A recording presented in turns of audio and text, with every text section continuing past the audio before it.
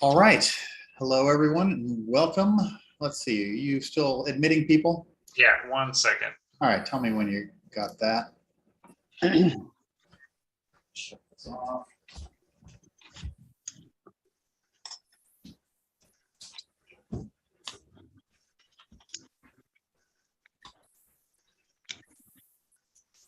All right, Ted, you're good to go. All right. Here we are. Hello, everyone, and welcome to the May 18th meeting of the Design Review Board. This meeting is being conducted using teleconferencing and electronic means, consistent with the state of California executive orders regarding the COVID-19 pandemic.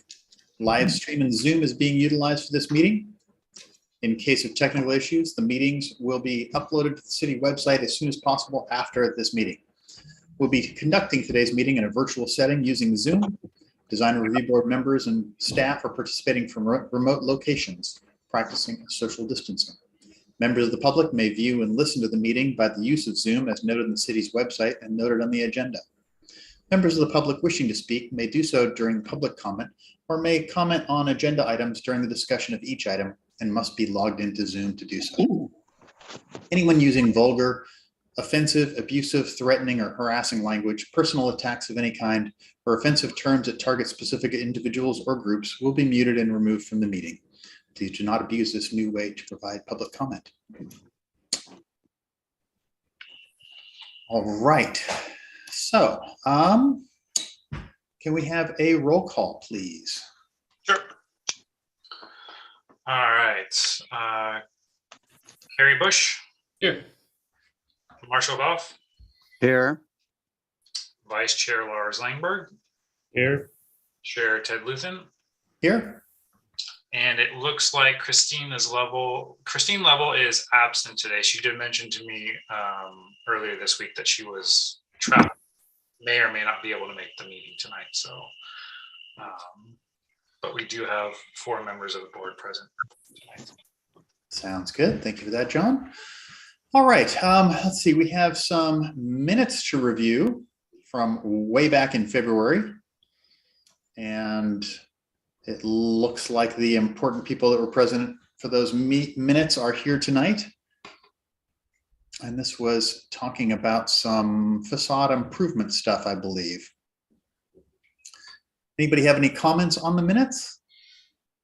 I do. The second page under item 6, statements of conflicts of interest, it says under Marshall Balfe, board member, that I checked the 500-foot radius to our personal property and we're just barely out of that limit. That was actually me. So that was Carrie Bush, not Marshall Balfe. Correct me if I'm wrong, Marshall. No, that's correct. Okay. Otherwise, the meeting minutes appear accurate. All right. Any other comments? None. Seeing none, can I have a motion to approve the minutes as corrected by Carrie Bush?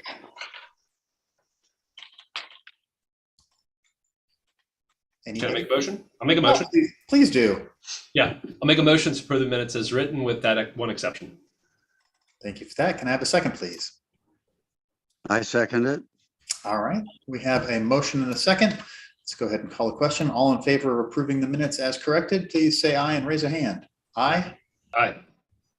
Aye. All right.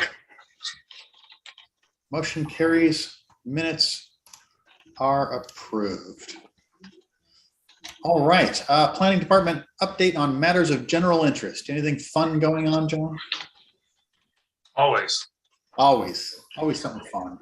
Yeah, so we have the Habitat for Humanity site is going through the initial review and should be heading to the Planning Commission for their entitlements within the next month or so, I'm hoping, to get that done.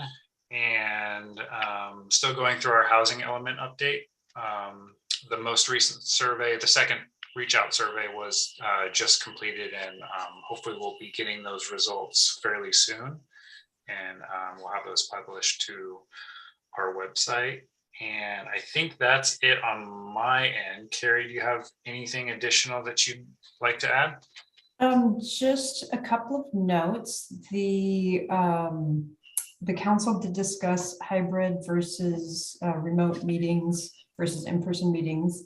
And they are looking to continue with remote meetings likely through the summer, both because of potential surges that are going on right now, but also the participation they've seen from remote meetings has been increased over in-person, as well as some of the logistics with going hybrid as with the facilities and the need to get those set up and tested prior to moving in that direction. So the direction right now is we'll be on Zoom through the summer, but then likely once that the governor's order expires, going to hybrid. However, I did mention at that meeting the fact that this group had done a design review tour in person, and a couple of my other committees also they're fine with the Zoom meeting formats, and some of them actually prefer it for a lot of reasons: greenhouse gas and travel and ability to access meetings.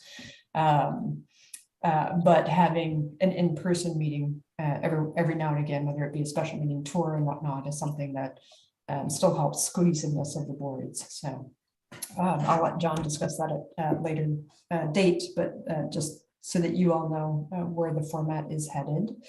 And then the Planning Commission the City Council last night adopted a new resolution for the Planning Commission or ordinance, and that will reduce the number to 5. Because that's what we have right now. We have 6, but Zach Dutch has been trying to retire for about 6 months, so just kind of waiting for a replacement. So they did decide this was a good time to do that, and that's something the Planning Commission had been recommending for a while. So, and then also changing the eligibility for the out-of-seat members to be within the 3 school districts, not just the zip code. So a little tighter geography. We have budget hearings coming up June 21st, 7th and 21st. So I think actually the 21st is the main one.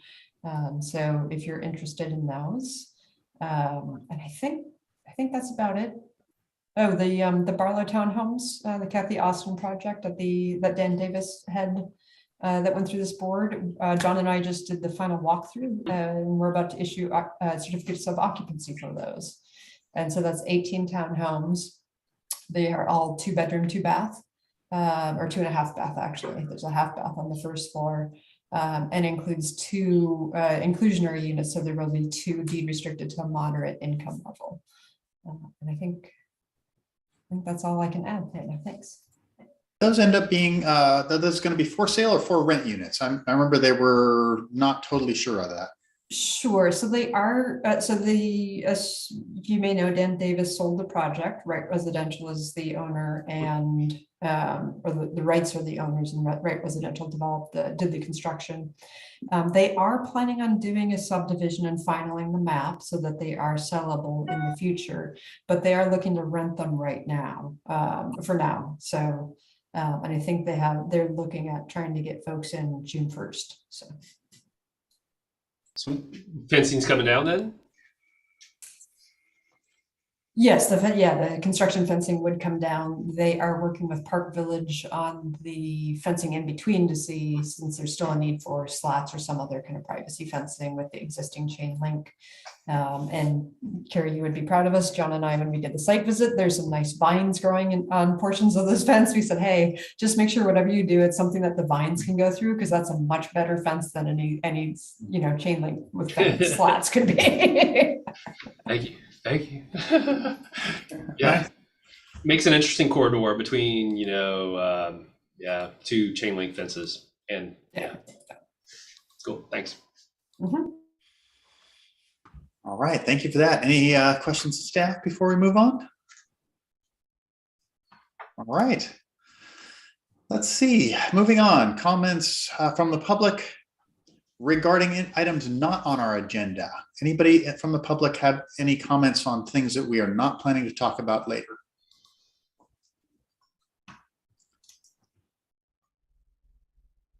Not seeing any hands up. So let's move on.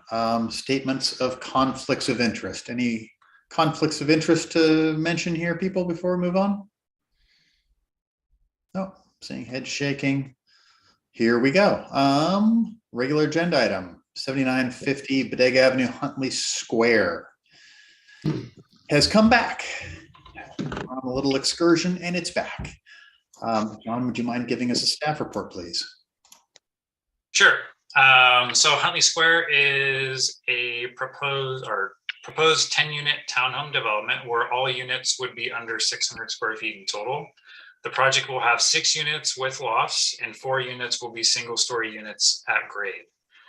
The project provides 10 parking spaces along the north of the property via a deeded driveway easement off of Golden Ridge Avenue. It also includes, with improvements to the frontage of the site along Big Avenue, parking spaces and sidewalks.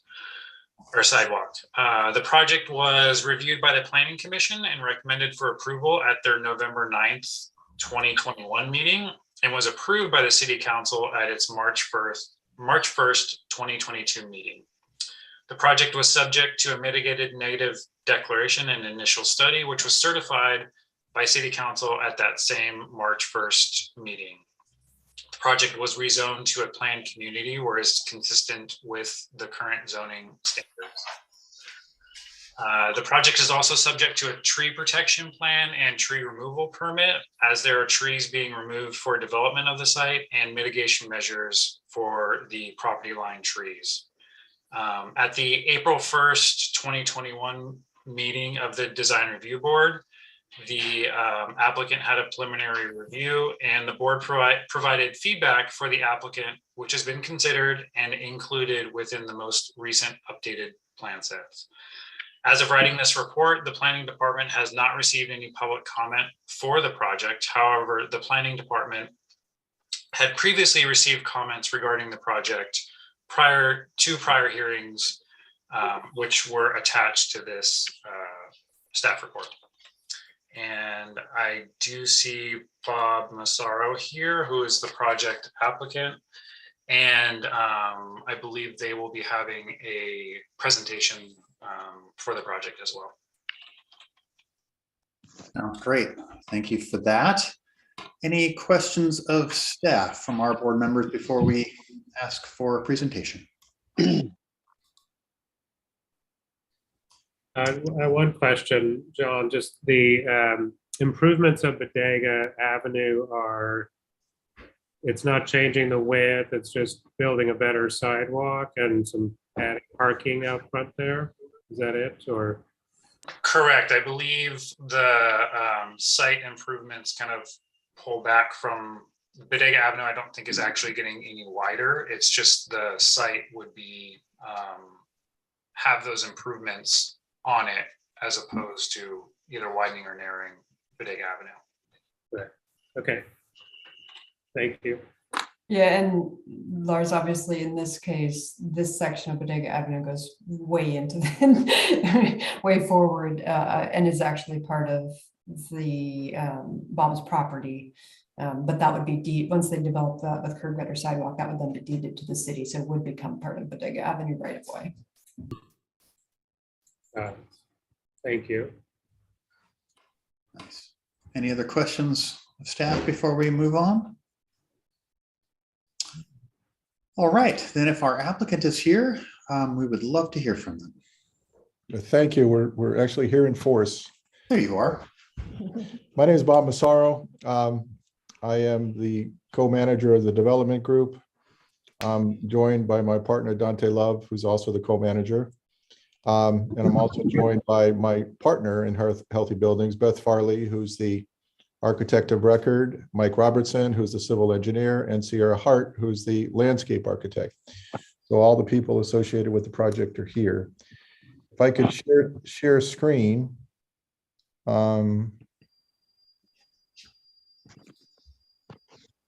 Give John a second. He might need to. Yep, there it is. Okay. Okay, so let's see if I could bring these over. There we go. Okay, can you all see the slide, the first slide? Yep. Okay, so I think you're all familiar with the project. It's been before a lot of Sebastopol. As a matter of fact, this next slide, which is, of course, I had to do that. Wrong keystroke. Well, I got, there we go. The next slide shows, you know, all the people we just talked about. This is the project timeline. Dante and I first bought this property in 2015. We brought it to the Planning Commission in 2016. This is the 6-year project of Sebastopol. It's been before City Council several times, Planning Commission several times. We went to design review for your folks' input in April of last year. We had neighborhood meetings. We were approved at Planning Commission by a 6-0 vote. We went to City Council and we were approved at City Council by a 5-0 vote. And if all goes well tonight, this will be the end of the 6-year journey and we can bring the houses to Sebastopol. I will now turn it over to Beth, Beth and her team designed the project and has been very active in it. And she'll take you through all the design elements. Sounds Okay. great. Hello, everybody.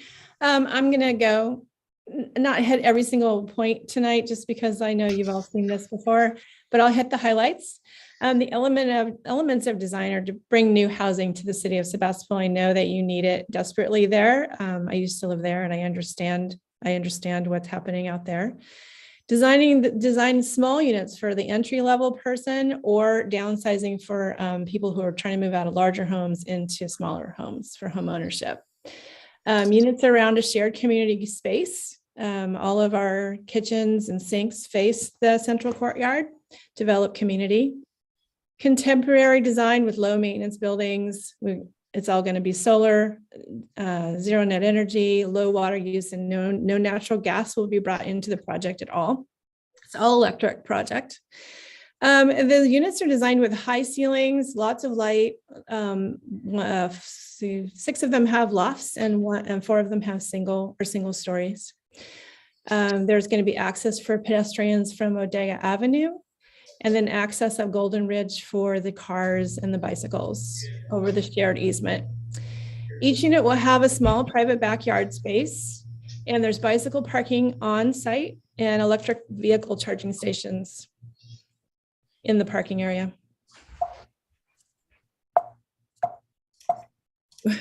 Hold on a minute. There's that keystroke again. It's not working. Interesting. Sometimes the keys work and other times it doesn't. I apologize, folks. Hold on a second. That's all right. Carrie, this is, Carrie's having it. There we go. Okay, go ahead. Maybe it's where the cursor is when you do it. I don't know. I don't know. The people who Huntley Square will serve from the community of Sebastopol will be first-time home buyers, empty nesters, young professionals, people that want to age at home in our single story ones, and the Sebastopol's workforce, we hope. So this is a Google image of the subject property, 7950 Bodega Avenue. It's just to the west of Golden Ridge. You can see it right there in the picture. This is our site plan. The north side is where the cars are going to park along the north property boundary, and you can see the easement there coming in from Golden Ridge on the right-hand side up in the north corner. You can see the 10 mini townhomes, we like to call them, there along forming the central courtyard, and then the 9 car spaces out in front for guests. And you can also see the stairs in the center near the sidewalk at the bottom. That would be the pedestrian entry off of Bodega Avenue. That would be where we would build the sidewalk, the curb and gutter, and connect both sides. So I'm going to run through a few of our renderings right now. I know you've all seen them before. This is a rendering of straight on into the project. You can see the pedestrian stairs and the plantings on either side and the sidewalk that's connecting. Just if I could jump in for a second, one of the discussion points that happened, I believe, at Planning Commission was, how accurate are these renderings? And the computer has generated these to be accurate to scale and proportion and perspective. So you can see the people there, you can see the height of the retaining wall and how the buildings would be viewed from Bodega. So wanted to emphasize that these are dimensionally correct and they're not embellished in any way. This is another view coming if you were going up the hill from downtown Sebastopol. Last time we were with you folks, we talked about, there was a great solution that came up about how to reduce the size of the retaining wall visually from the street or the sidewalk. And the idea came up that we would put a 1-foot curb at the back of the sidewalk and then a sloped planting area. So we've incorporated that into our design. We thought that was a great idea. So you can see that here in the rendering. And then this is looking, from the other way on Bodega Avenue. And you can see our fencing, our retaining wall is a important place, board form retaining wall with a solid horizontal fence on the backyard and then a wire fence towards the middle of the courtyard. This is a rendering from the back. So this would be as if you were driving over the easement from Golden Ridge, and you can see where the cars will park for the residents only. And you can see the backyard fence there and some of the trees across the parking lot way. These trees are the trees that are actually on site that would remain with the project. In the lower left-hand corner where that image is, that's a photograph of the site, how you access it through the easement. So you can see, it has a little bit of a slope to it. So these are elevations of the courtyard, both sides. The buildings move up and down in elevation height. They're about 4-foot high difference between the flats or the lofts. And you can see the pedestrian stair there on the right or the left and how much higher the parking is in the back. So that retaining wall is going to hold in the lot at a certain height. And then that allows us to create that sidewalk and curb and gutter down below on the street level. And these are the backyard elevations. They have different materials on the back. We still have the horizontal siding, but then in the back, we incorporate some vertical corrugated metal.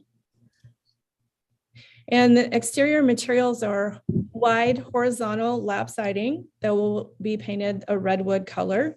The windows are black framed windows. You can see the corrugated metal siding there. At the entry doors, at the front entry doors, we're going to have some stucco in there in the carved out area of the contemporary form.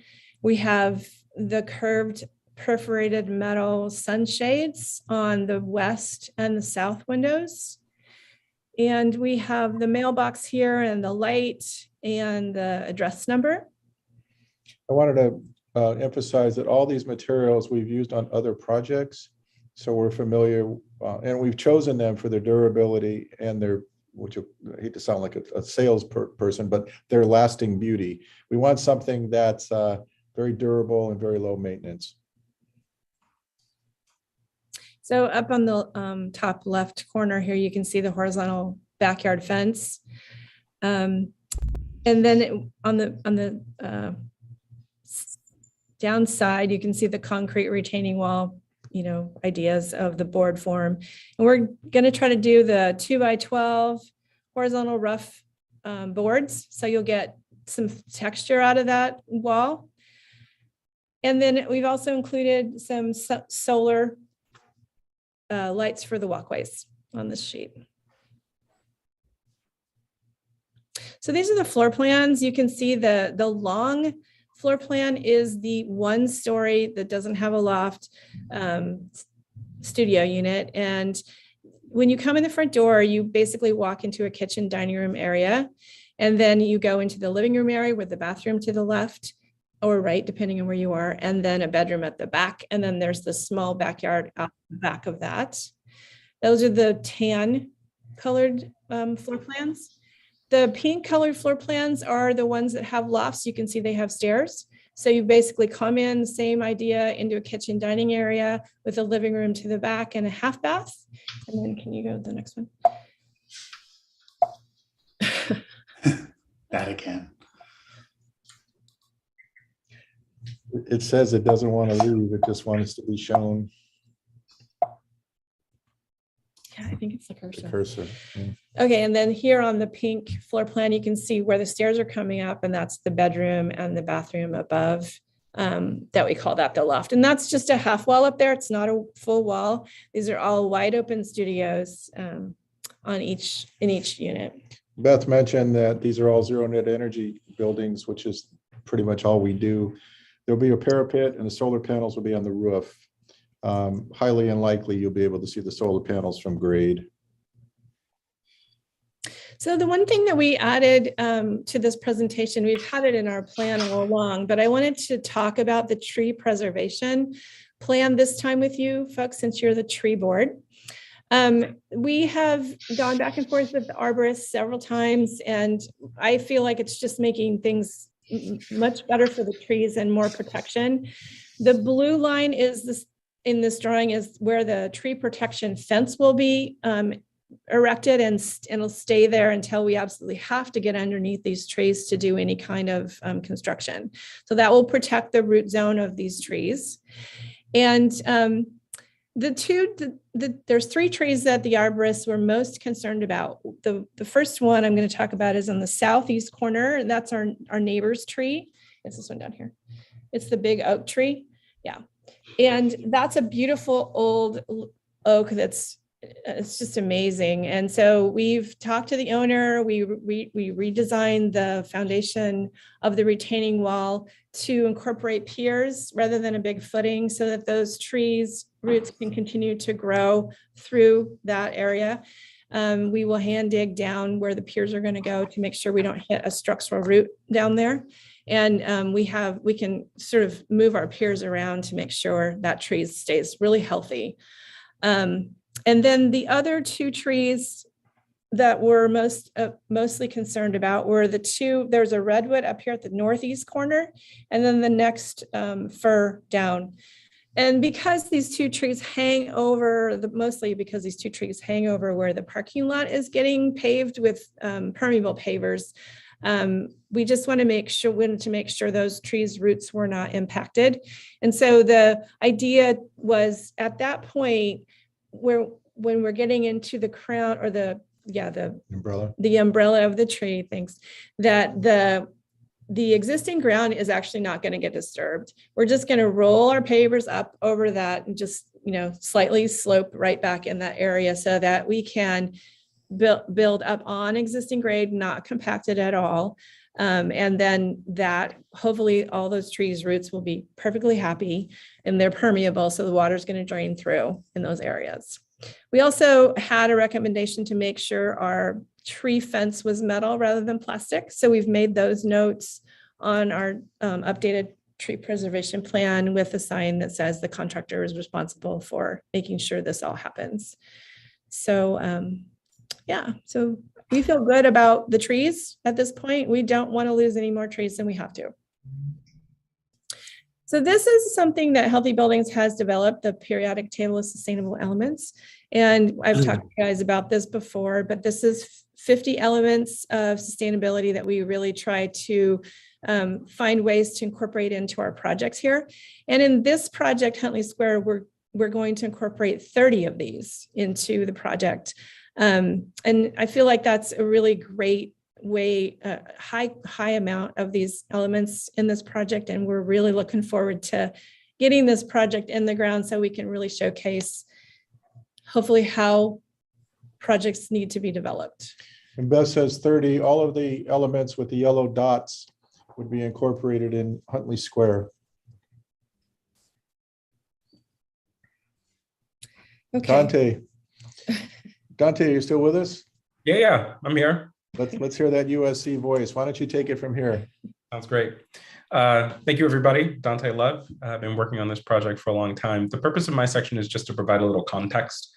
6 years is a long time, but it's also, to our benefit, a great opportunity to learn a lot. So we've gotten a lot of feedback and we've been able to incorporate it over the last 6 years as we really work towards this point. So when we first bought this project, Bob talked about 2015. This was long before our county had the sensitivity to fire risk that it has today. The property was wildly overgrown. Once we actually got in there, there was quite a bit of dumping that had happened from unidentified sources. We had that looked at. We had the soils tested to make sure nothing was toxic, to make sure it was okay to build houses on it. We put up the fence, we cleaned it up, We got rid of all the cigarette butts that have been flicked into the grass. But we really think the next step, the way this property is going to maintain itself into the future, is to give those 10 homeowners an incentive to keep the places that they own beautiful. So it is a vacant lot now. We think turning it into homes is going to be the way that this place is maintained and realizes the highest and best use for itself. So one of the comments that came up early in Planning Commission specifically was the idea of guest parking. They are 10 units. By Sebastopol law, we needed 10 parking spaces to support 10 studios. The idea was some people potentially could live here as a couple. So maybe they have 2 cars. And where do they park? Or even if they are a single person, where does their guest park? So Sebastopol does not have a guest parking ordinance, but as part of the improvements that we are doing along Bodega Avenue, because there is additional land available there, and because we are also building a bike lane, we use the additional space next to the curb and gutter improvement where we're adding the bike lane to actually add 9 additional parking spaces. So just in response to comments from the community and comments from the Planning Commission, we added almost double the parking that is required for this project. Now, I will say that the parking on Bodega is not deeded specifically for the residents. This is parking that theoretically anyone could park in. Obviously, it provides the greatest amount of utility to the people who live there or their guests, but theoretically anyone else could park there. And the idea is that this is still a net positive, that if someone has a guest and perhaps they were to park on Golden Ridge, that we are creating space for those people and their guests and potentially an additional occupant to have parking in Sebastopol that goes over and above what we were required to do as part of this project. So this is looking at the lot. I think Beth did a fantastic job talking about the tree. That was definitely something that was flagged early and often for us, and something that we have been incorporating into the project a long time. I think we have come upon a really helpful solution, and I think that tree is going to enjoy a beautiful life and be enjoyed by a lot more people in the very near future. One of the things that came up too was the idea of the easement. So the easement has been discussed at length at a number of hearings. The idea that, it predates our development and the developments to the east and the west of us. But we really wanted to limit the use of the easement to what was absolutely necessary. So we really tried to limit it to the vehicular traffic of the people who live in the units to the extent possible. And part of doing that was giving the residents additional pedestrian walk access directly to Golden Ridge. So that's another opportunity for people, especially the people who live in the southernmost units, that they can just walk up. They can park in the newly built parking spots that we have right there on the street. They can walk directly up the staircase and go in their units, and they never have to use the easement. It's just one less piece of wear and tear that's going to go on that. When you compound that over 20 or 30 years, it makes a significant difference. I think the next step was also something about the easement. So it looks like we took it out, but we took a number of steps relative to the easement about ways to eliminate traffic from delivery trucks, traffic from trash trucks, and additional vehicular traffic by really focusing on what's the best use for the people who live in our units, but also what's the best use for the community and our neighbors. And those are the considerations we are excited to show how well they work as we take this project forward. Dante, if you could pause for a second. Sierra, if we could stay on this slide, and if you could talk a little bit about the plant palette and what your theory is and how you want to plant this area. And then Mike, I'm going to ask you to talk a little bit about how you're grading it and draining it. So Sierra, do you mind speaking to that, please? Yeah, sounds good. Thank you, Bob. I will mention that is one thing that is not exactly accurate in the rendering, just because architectural rendering programs don't have all of the plant species. So in the plant palette, in the street frontage, it's a mix of ornamental grasses, which you do see some of, but also some of the New Zealand flax, which have like a wider sort of spiky shape, and will add a little bit of a darker also foliage color to the mix. And then some flowering perennial plants, such as salvias, which are sage plants, which are low water use, and everything will, tie in with some of the existing well-established landscapes around town in Sebastopol, as well as provide interest both to residents and passersby. There's a mix of heights, but keeping it low around the staircase, both for visibility of the staircase and also for some signage.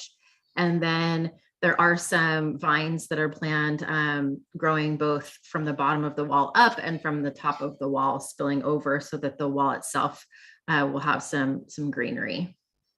Let's go back to the site plan right here. And first, Sierra, if you can address landscaping over this little leg we have Yes. to the west, and then anything else we have in the courtyard and so on. Okay, great. The little leg that we have on the west, which is above the retaining wall and above the sidewalk, is a bioswale or bioretention area. So we've used species that are compatible with areas that receive water, sometimes in the winter time from the stormwater, but also drought tolerant in the summer and dry months, including 3 of the native oak species of trees.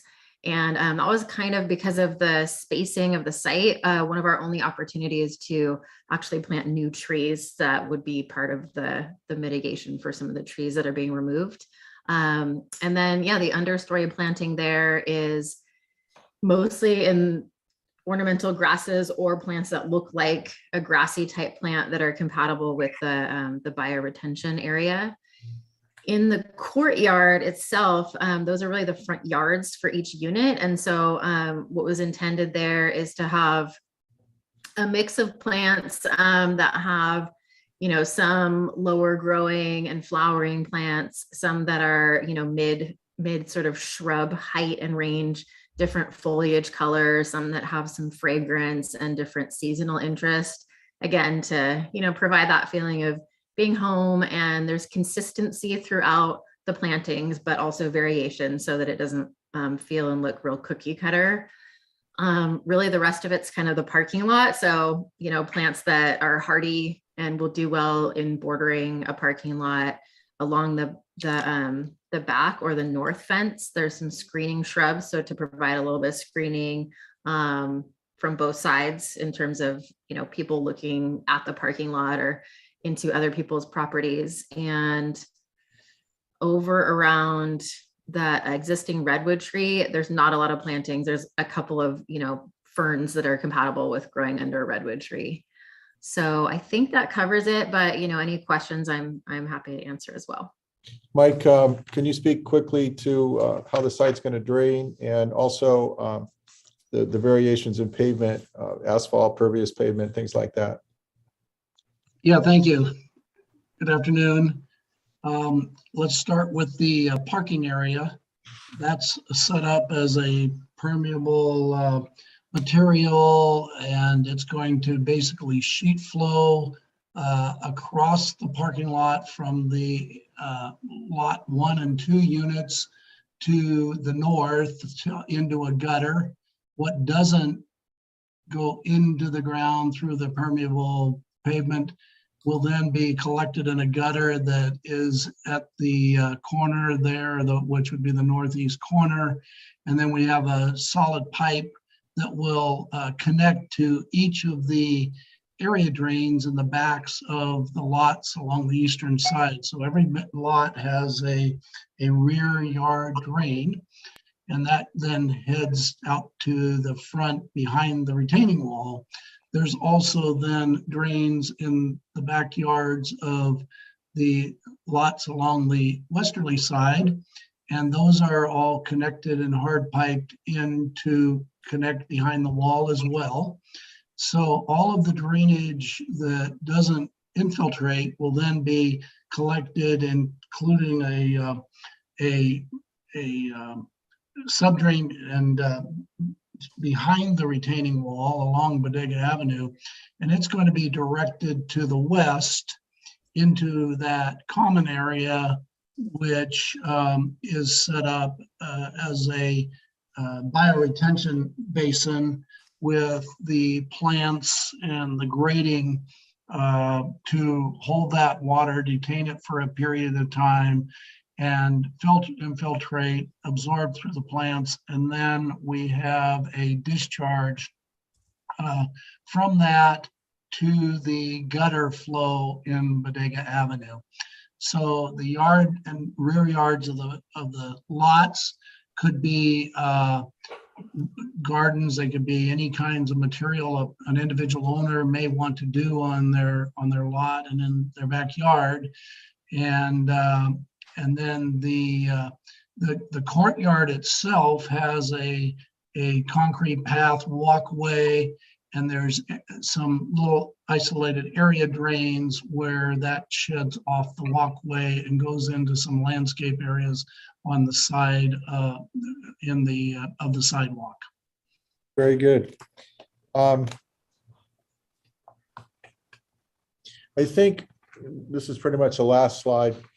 I've been dealing with climate change for 25 years, and Healthy Buildings is really focused on doing everything we can to combat climate change. And this project really is one of the perfect examples of that. All solar powered, a walkable neighborhood, bicycle parking, no natural gas. We haven't put natural gas on a project in a long time. Smaller houses, living smaller, lower water use fixtures. Sierra's done a good job of giving us a landscaping that's going to be drought tolerant. Energy Star, extremely insulated building envelope. We're proud. We always pass HERS rating with flying colors, low weak glass, double paneled, and EV charging stations. So we're not going to take this through LEED. If we did the checklist, it would come in at LEED Platinum. And that's it. We're here to answer any questions. And thank you very much for listening. Thank you for that presentation. You covered a lot of bases there. Well, I guess you've been working on it for 6 years. You thought We probably maybe got it right. Yeah, let's see. Any questions from board members of our applicant team here?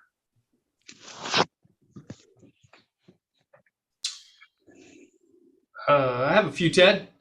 Fire away, Kerry. Okay. Hey, just like to say thanks for the team's presentation here, and it's a great package. It's really great to see. Again, such a lovely rendering and useful set of graphics to help us assess the project, and I commend you on your patience in the process. So ultimately they're just pretty not boilerplate questions, but they're just general questions in its entirety. So maybe I'll pick it apart for maybe just start with utilities, and Mike, that might go to you. But I was curious, we kind of noted before about the water meters being right at the entry, right off Bodega Ave. And I think there are the 10 meters that are all going to be just probably pulling right off that water main. Does that interrupt, or have you guys maybe have struggled with the idea of where do the actual meter boxes go and the backflows that kind of come with that sort of stuff? Is that all in ground, in that sidewalk? I know we'll see volts probably as they're located on utilities plan right at the entry to going up to the common area. Have you guys considered any other locations for that, or is that just what it is? Mike, I think that's for you. Mike, you're muted. There we go. The water supply is from the Bodega Avenue, slightly across the other side of the street that we're bringing it from, and basically running up the middle of the courtyard. The backflow detector, check valves, etc. The best place for the city to read these with a smart meter and have access to it is in the front along Bodega Avenue. So the city is responsible for everything up to and including the meter, and then the property owner is responsible for everything after the meter. So the preference was to provide a fire hydrant back in the back area where the parking lot is. So there's fire protection and emergency. They can come up and hook up to the hydrant, but didn't want to add that along the front on Bodega Avenue as another piece of utility. But the maintenance responsibility for the city really is best along Bodega Avenue. So yes, these are going to be at and along the back of the curb. And Beth had mentioned about the 1 foot high curb and then the sort of the slope up the back of the wall to make the wall seem not as high. And we envision these meters being at grade at the back of the sidewalk and in front of that little raised curb. So that it's at grade meters that way. And then the detector check backflow would be just behind that, behind the raised curb. They'll be at grade or below grade, or will they be seen?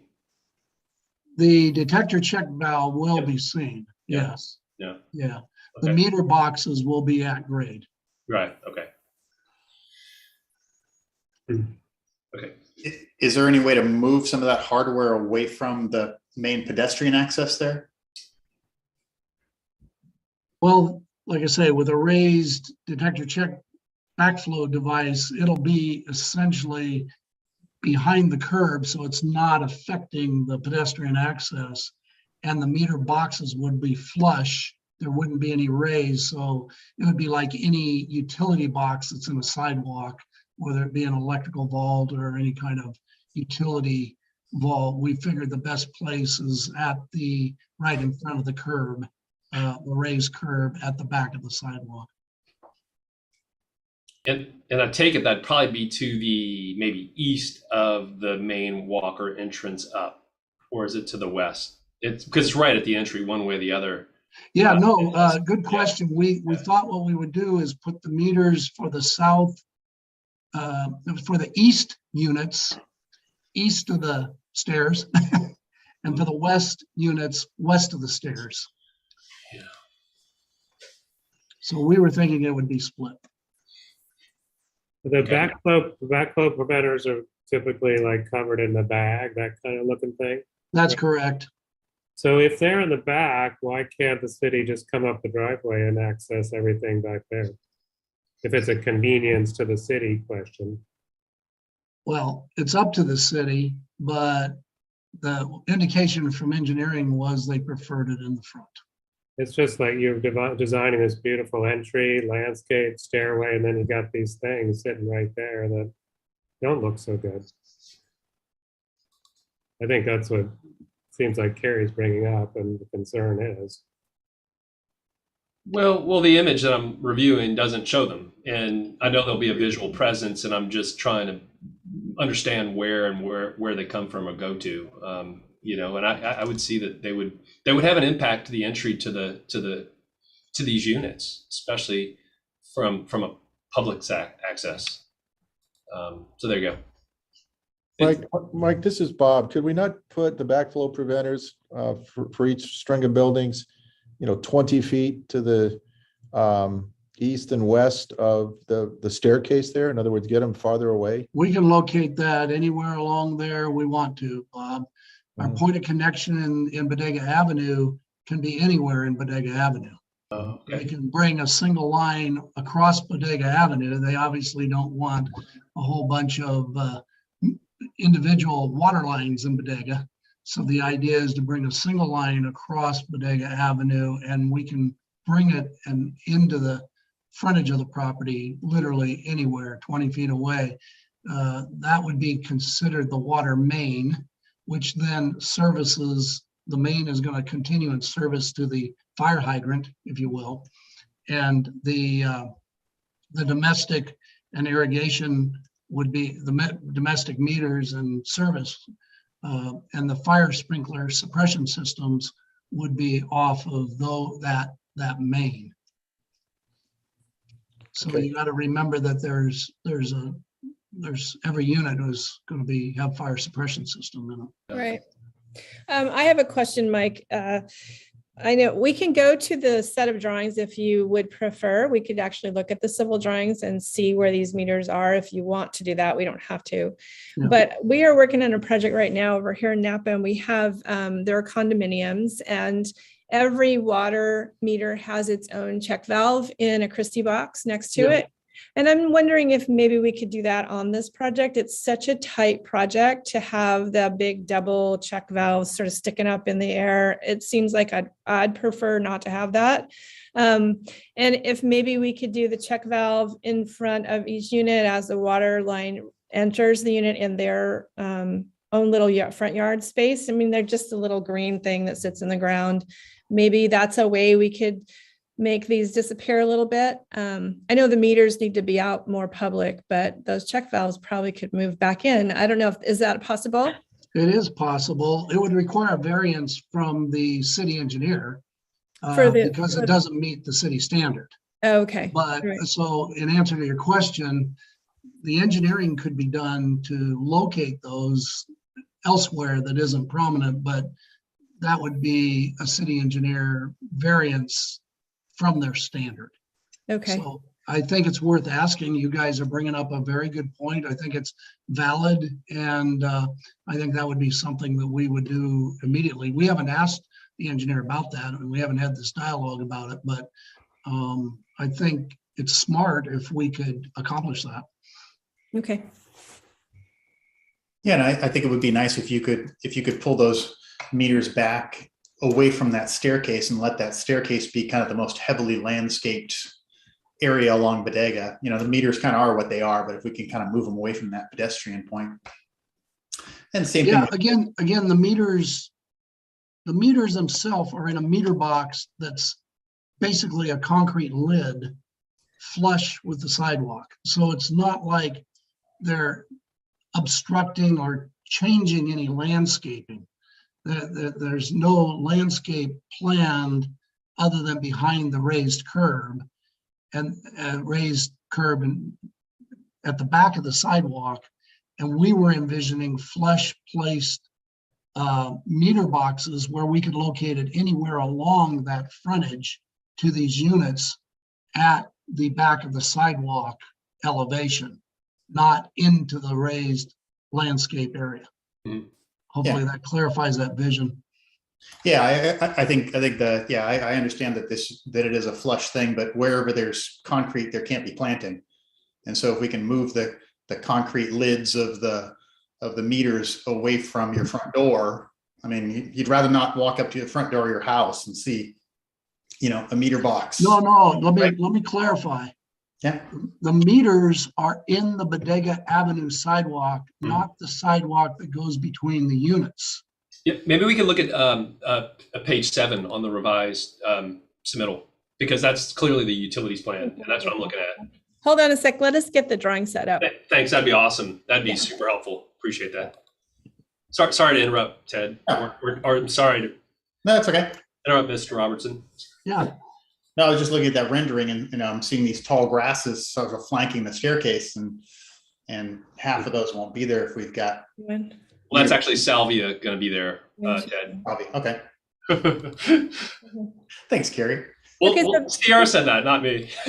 This is Because I was going to say that. Thanks, Sierra, for actually noting that. Thanks, Sierra. Just switch over to that one. Why? Oh, I see. Okay. Okay, can you guys see this? Yeah, it's perfect. Thank you. Okay, great. So I just want to be clear. The meter boxes that have concrete lids on them are level with the sidewalk, and they are in the sidewalk on Bodega Avenue. Oh, they're not behind that 1-foot curb? They are No, not. I'm sorry. I was misreading that. I'm sorry. I'm making a big deal out of nothing. My apologies. Well, and on top of that, I can add that they don't have to be grouped together there. These can be spread out. They can be opened up so there's not a lot of utility feeling at that location where the pedestrians are going up the stair. And I think that's what you guys are saying, and I don't see any problem with doing that on the construction drawings. Yeah, I agree. I think moving them away from that pedestrian entrance would be nice. Mhm. Yeah. Well, just with that comes just the check valve and the backflow and XYZ. So was the initial question. Right. You know, where do they belong, in the plant or behind the curb, right there at the entry, under your signage, under your entry signage, or do they belong somewhere else? Mm-hmm. So, Well, I think you make a totally good point, Carrie. And I think we will check with engineering and see if they would support what you're trying to accomplish, because I like the idea of trying to move those and not be part of the city standard. I don't know how receptive that would be, but I'm hoping that I could influence that. Great, great. Sounds good. Yeah. All right, Carrie, what else you got? Well, just real quick, again, Mike, while you're there, the grading and drainage plan, all your grading looks great. I mean, you've kind of targeted the perfect spot elevation for each finished floor, and it's right on, it's right on existing grade in a lot of ways. So you can't really, question or even fault for any whatsoever matter the level of sensitivity you guys have done for grading and even the drainage portion of it for mitigating trees and just targeting just the right elevation. So my only question was around the big number 780, the 38-inch oak. You had that one invert, and I'm sure you'll take that invert and then right there. Yeah, as it comes down, is that actually that connection that as it comes down around that tree, you'll probably miss all those roots by hand digging. You'll have an arborist checking that out. But does that storm drain actually connect to the main central access through the units and then go out to your level spreader or the bioretention area? So yeah, it does. And yeah. Oops, I'm unmuted. Yeah, Carrie, it does. The idea would be that these area drains behind the units are pretty shallow. And since that's at the upper end of, call it the shallow thing, we don't envision that being very deep at all. Yeah. So yeah, you're on the money where we figured that they would hand dig around that. We'd have tree protection. We could see where that is and then decide on the best location to place it. We have flexibility a little bit in that backyard to move that area drain almost anywhere as long as we can drain the backyard and not pond. Right. So it may be that the whole thing moves away from that tree, and of course the owners, property owners, etc., won't see it. We have a common drainage easement, that the homeowners have because of the lot-to-lot drainage that's going through there with the pipes. But your comment about the sensitivity, yeah, that's exactly the intent, is to be relatively shallow there. And the same thing with the next tree, the big tree at the southeast corner that's on the neighbor's property. Extremely sensitive about that, but we have some flexibility, number one. And number two, these are pretty small pipes. They're literally area drains and not draining a lot of area as well. So I think what we're graphically showing here on this tentative map is what we're hoping to do and stay shallow. Perfect. Thanks, Mike. It's excellent. That and then maybe it's your call too, but as the permeable pavers, I didn't see any kind of cut sheet on a permeable, quote unquote, permeable paver. I was curious to hear what that sounded like, looked like. Is there infill? Is there how does a permeable paver, what have you specified? We have a detail for that. Let me see if I can Okay. find that really quickly. I must have missed it. I'm sorry. I did. Let's see if it was on my sheet or Mike's.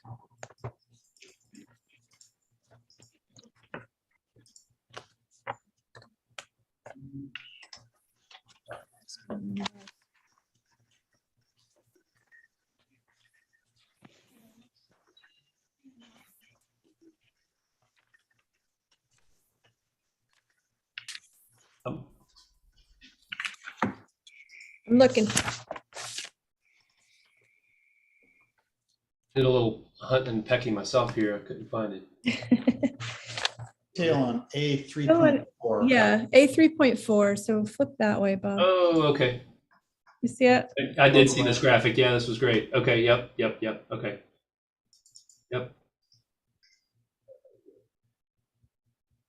So, did you have a specific? It's an actual vehicular rated paver that just basically has sand locking them together, and that's the deal. Okay, great. Yep. I was just curious if you were using any kind of like other, Versalock brand or barn. There's so many out there, so I didn't know. Yeah, the one that I looked at was just a really standard permeable vehicle traffic paver. Yep. Okay, great. And then my last question, and I'll stop it at that, but was the solar lights. I noticed that there are all sorts of variations in Kelvin for those. Mm-hmm. Have those been reviewed by the team? And can you maybe explain that vision? Well, I'd like it to be sort of softer and more yellow, I think. If you go back to the M sheets, Bob, all the way at the I've seen everything from 5,000 Kelvin to 57 to 3 to 2,700 based on the fixture. Yeah, I'd like to have 2,700, I think. Let's see if we keep Yeah, going. you got the cut sheets on those. Yeah, perfect. Yep. Yeah. So, the more sort of warm sunshine color is what we're looking for, not the really bright light, daylight, I think, especially at night. So I think the wall pack was your 5,000 there. And yeah. The one on the next sheet was the uplight was like 5,700. Yeah. But that's all I got. So that uplight is just, so we could talk about the sign now since we're here if you want to. That's just to uplight the sign. I mean, we can do something more warm if you'd rather for the sign. I mean, I understand why you don't want it to look like, Broadway or something. So. Thanks, Beth. I think you just said it. Yeah, Broadway. Yeah. Okay. Yeah. We can definitely bring it down warmer. I think that's a really good idea. The board's always targeted that 3,000 Kelvin, Yeah. or public, settings and that sort of thing. And I'm, I'm not speaking for the board here, but I just saw that there were variations in light, Yeah. lighting. Okay, good. That's good. Good catch. Yeah. Okay, I'll pass the torch to the other board members. All right, thanks, Carrie. Marshall, any comments? Uh, Or I don't- questions, I should say. Sorry. I don't have any questions. Okay.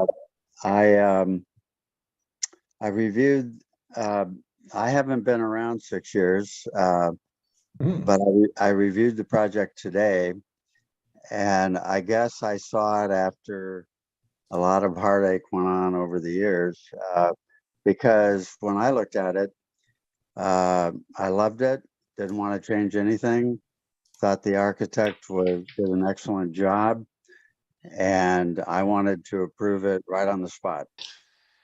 All right. That's all I have to say. Sounds good. Thanks, Marshall. Mm-hmm.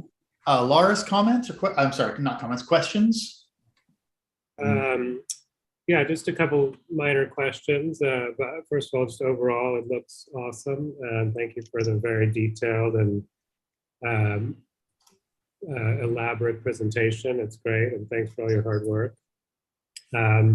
Just a couple questions on the material. So the siding it looks like there's a smart side, lap siding. There's a sort of an image of that, but the color is pointing to one that looks flat, not lap.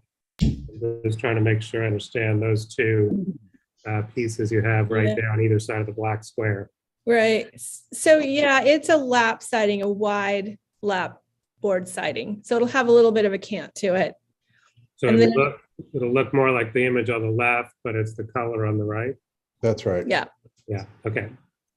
That makes sense. And it's a cementitious product, or it's a wood? No, the smart side is a pressed wood. It's actually pressed aspen wood. And it has some wax and adhesive in it to hold it together. Mhm. And so it's not cementitious. We actually try to stay away from cementitious because it's really bad for our guys to breathe when we saw it. Yeah. So the smart side is much more air friendly, when Mhm. you build with Yeah. it.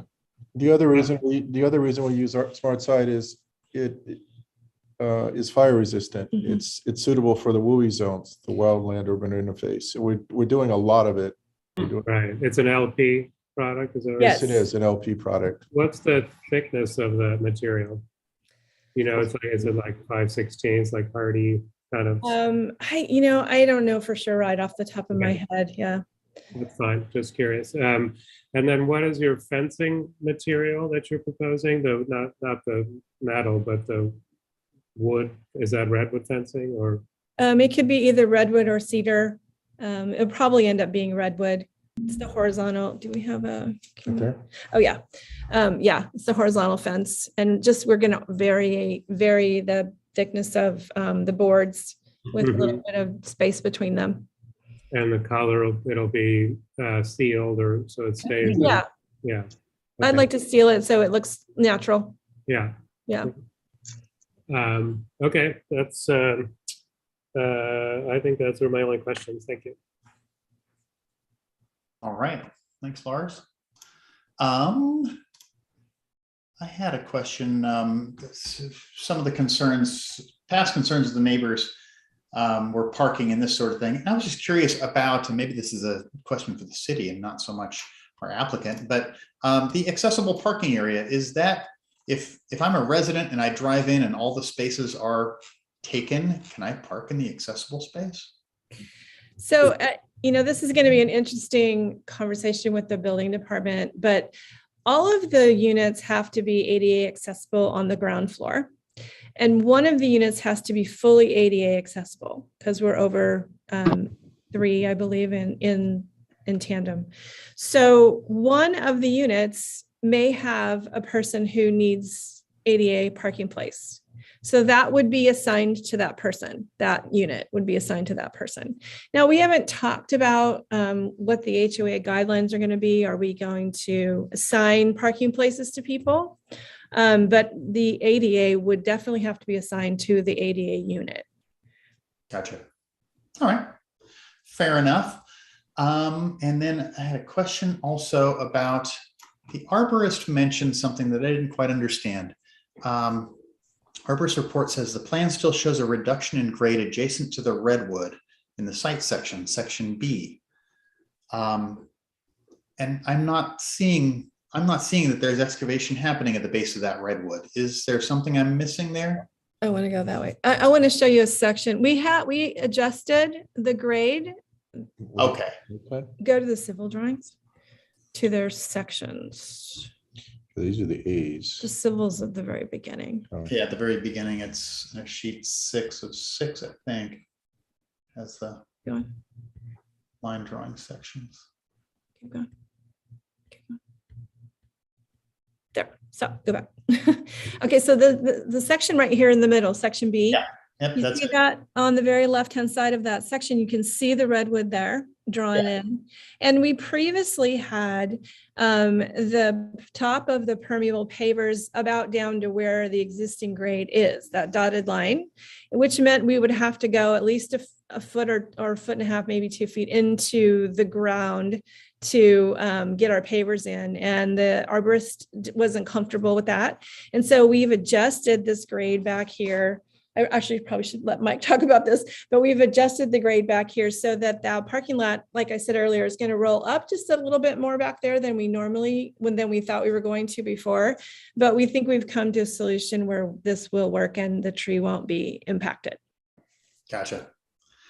Thank you. Yeah, I was looking for that, and I wasn't seeing that, so it kind of jumped out at me. Thank you for that explanation. And just out of curiosity, are these? I think I know the answer to this. Are these for sale or for rent? Not that it matters. I'm just curious. They're for sale. For sale. Okay. Yeah, and I want to echo what I think Carrie and a number of other board members said. This is a great package. Right down to, lighting and address numbers and the details. So really appreciate it, and really appreciate the tree diagram. The tree preservation measures diagram is really very helpful. So really appreciate the work that's gone into this. So thank you very much. I think now we're going to open this up for public comment, unless board members have anything else to say. Real quick, quick, Ted, if you don't mind. Go ahead. So mentioning that they're for sale, I was just curious about just site maintenance. How will that work? Will it be just sort of like a little HOA between all units, or is there just how does that work? There's a shared maintenance agreement. Yeah. And there will be an HOA dues paid Okay, great. to make sure, take care of the common landscape and actually to take out the trash cans and things like that. Perfect. Yeah, thanks, Bob. Mhm.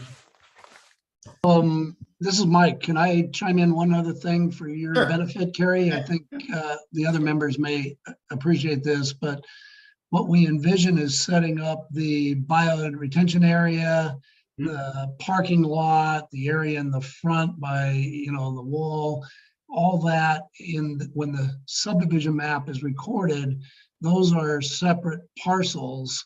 And so it makes it relatively easy to designate the separate parcels to be the responsibility of the homeowners association, as opposed to the individual lots, which are the little boxes, if you will, on the map. So even though there may be drainage easements running through their yards, if there's overall drainage, et cetera, then the homeowner's responsibility, homeowners association responsibility to maintain. So that's why we set it up as separate parcels. Mm-hmm. Mm-hmm. And those parcels are lettered as opposed to numbered. Mm-hmm. Perfect. Thanks, Mike. All right. Any other questions from our board members? All right, not seeing any. John, why don't we open up the public comment, please? Anybody here from the public wishing to speak, please raise your hand, or you can wave, and John will pick you up and go from there.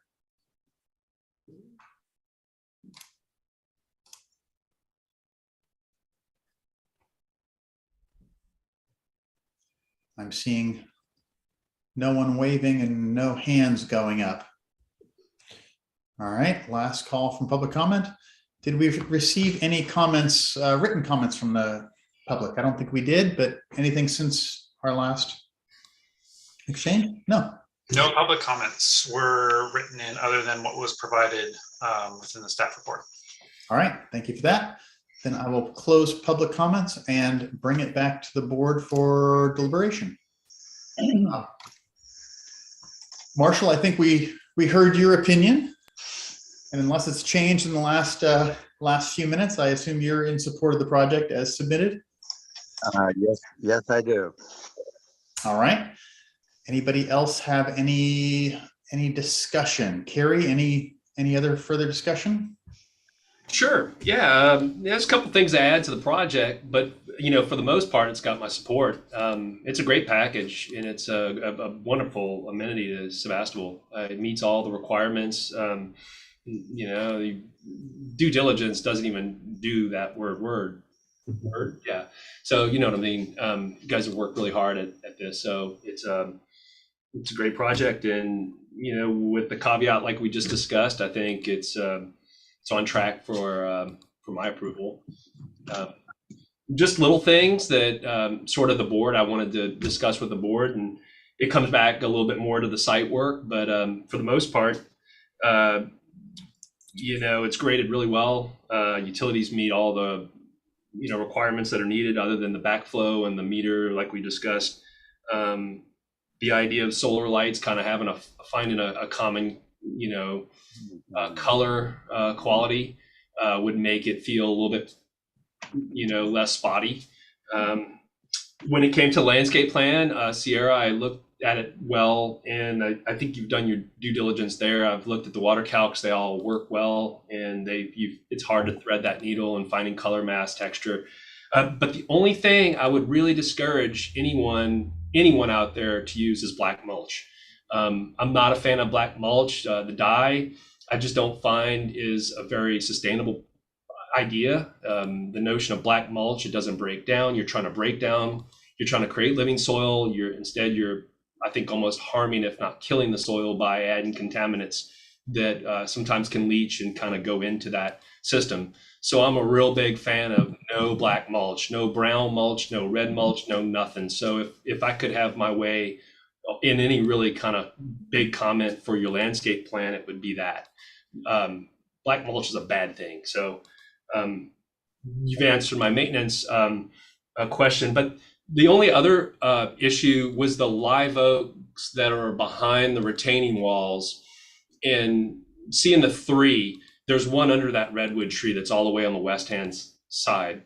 And I'm just wondering how that's going to actually kind of find its way in the world sitting under the roots of that redwood. And if we're going to preserve that redwood on, I don't remember what number it was, but it's, to spot a hole in there to put a nice live oak under that redwood doesn't seem like the most contextual or fitting move.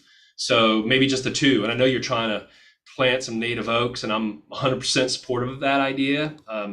Couldn't agree with you more, but I'm wondering what's a little bit more suitable, perhaps that space that, accepts the BASMA rated requirements for water and drought or wet or dry season, but also won't blow out that wall in, 25, 50 years. There's going to be some tree board going to say, oh man, we hate to lose these beautiful live oaks that you guys put in behind a gorgeous wall. And I just know that it's going to be a hard, it's just kind of, hunting down the road. But other than that, thanks for everything. Those are comments to take back to the team. Sounds good. Thanks, Carrie. Sure. Lars, what do you think? I have one minor design comment, which is just that to me, the fencing and the siding should not be the same color, should not look the same. Like it sort of has a weird sense of blending the building down, horizontally into the landscape, and that's only on part of the building because you have the steel fencing on part and you have the wood fencing on others. So as a minor point, I would just, offset those so they really stand apart as two separate things.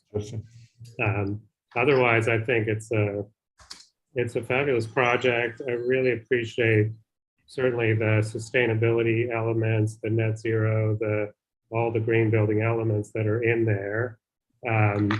And the compact development, it's close to town, it's walkable, like it's bringing something to the town, I think that's just so great. And I just want to acknowledge that the neighbors there are going to be impacted by this, and and that's a bit of a struggle, but I think they live in town, and we've talked about this last time, like it's sort of an unfortunate, just comes along with the territory. If you have a parcel here, something could be built next door.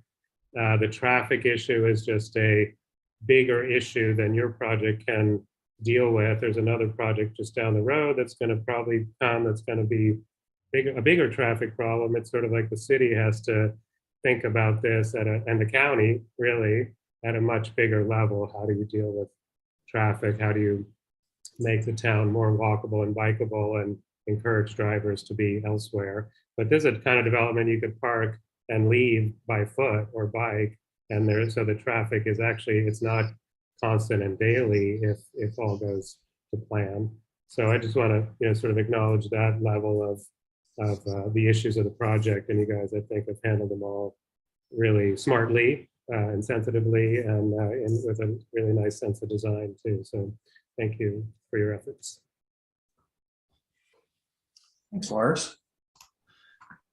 Yeah, I agree with almost everything that's been said. Well, all that's been said. I think it's a wonderful project. I think it's very appropriate for town. And like Lars, I do want to acknowledge that there were neighbors that had problems with it. I know there were some access issues, but really the access is something that was planned for years ago and really should have been anticipated that was going to eventually turn into a driveway. So, and like Lars said, parking and traffic, I think in the city of Sebastopol, it's my opinion anyway, that if we've got vacant land, it needs to be developed, and I'd rather see things get developed in town rather than out of town. And I think Lars said, really the county, I think, needs to take some measures to encourage in-town development, things like this, developing empty parcels. So I get the traffic concerns, but they kind of are what they are. And I don't think we can solve that, and not developing empty parcels in town isn't going to really help that. I think we have other issues. I think the parking has been really well resolved. I think providing the parking along Bodega Avenue, which really isn't your responsibility to do, is a really nice gesture, and it will be really helpful just in the working of this project, just how this project functions. I do suspect that those owners at those front couple units will probably use that Bodega Avenue parking and just run up to their unit very quickly. So I think that's awesome. And I do understand that there is going to be noise related to construction, but that just kind of comes with the territory. I mean, I live in town, and I have several neighbors that have had construction projects going on for, a while, and it's just what happens in town, So I think you've addressed a lot of the neighbors' concerns very well, and I'm in support of this. Very good. So it sounds like our issues that I heard were coordinate lighting, color, temperature, no dyed mulch, and if you could offset the fence and the building colors, or the kind of 3 constructive criticism items mentioned by the board. Sounds like we're headed toward approval. Would somebody like to fashion a motion? There's a question from the staff about the tree bond. Is that something we have to address? We probably should address the tree bond. There was concern that, thank you for bringing that up, because I had forgotten about that. The arborist was recommending a tree bond.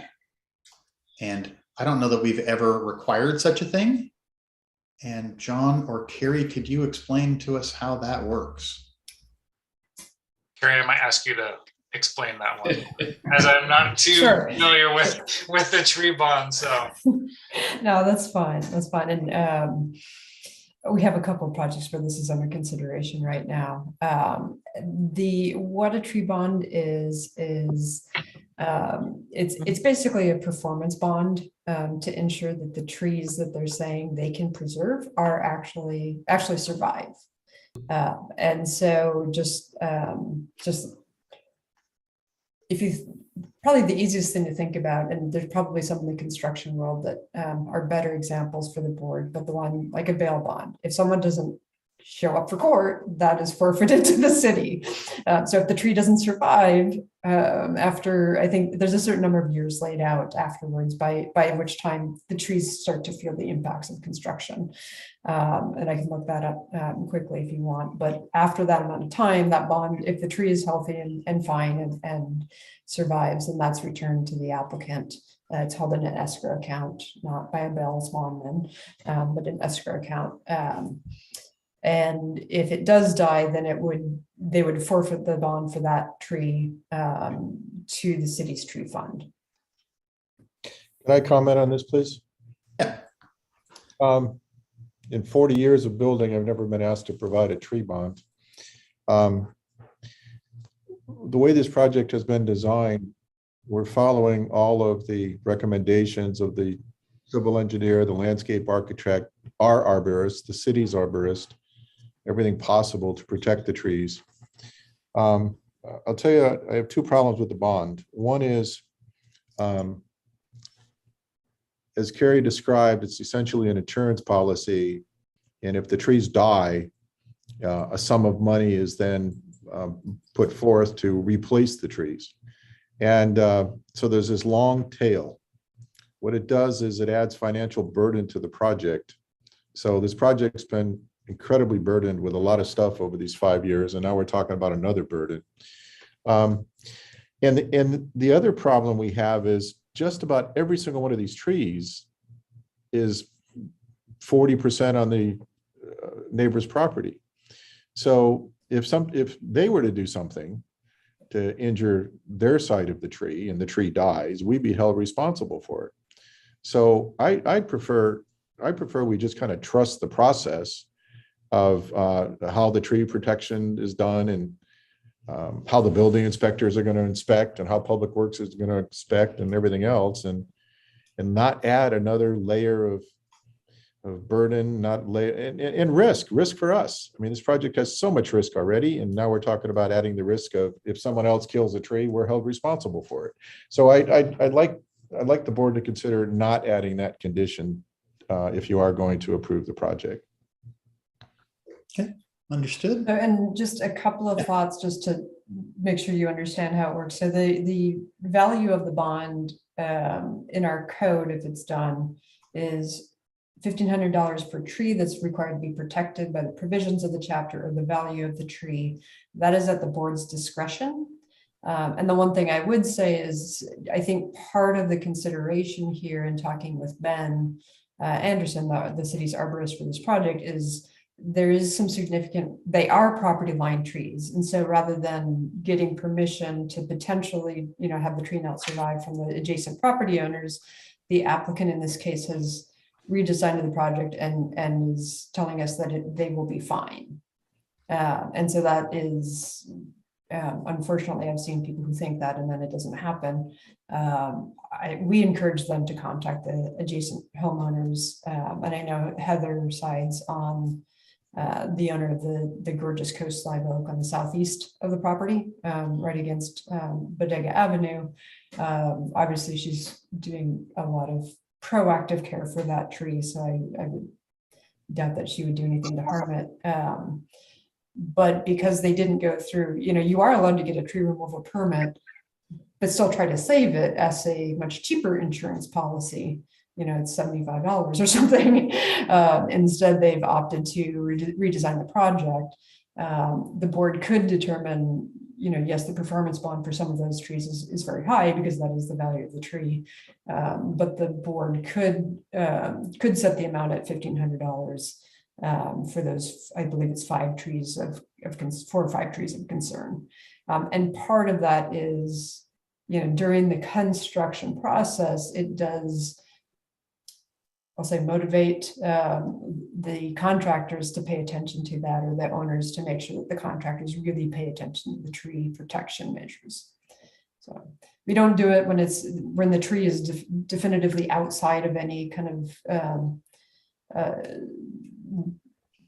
tenuous situation. But our arborists had enough concerns in this case with that redwood tree at the parking lot and the couple of Doug firs along the property line on the west.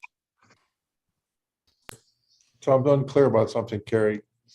We're talking about a minimum bond of $1,500 per tree and a maximum bond of the value of the tree, which could be hundreds of thousands of dollars.